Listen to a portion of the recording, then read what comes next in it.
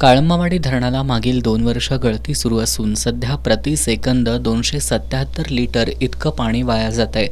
अत्यंत गंभीर अशा मुद्द्यावर अद्याप कोणतीही कार्यवाही झालेली नाही.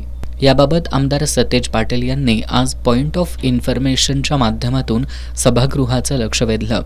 काळंबावाडी धरणातून होत असलेल्या गळतीबाबत वस्तुस्थिती सभागृहात मांडताना गळती काढण्यासाठी योग्य ती कार्यवाही लवकरात लवकर करावी, अन्यथा ऐन उन्हाळ्यात याचा संपूर्ण जिल्ह्यावर ताण पडू शकतो, याकडे सरकारचं लक्ष वेधलं. सभापतीमध्ये एक आपल्या माध्यमातून पॉइंट ऑफ इन्फॉर्मेशन असं आहे की कोल्हापूर जिल्ह्यातील काळंबावाडी धरणाला गेले 2 वर्षे गळती चालू आहे.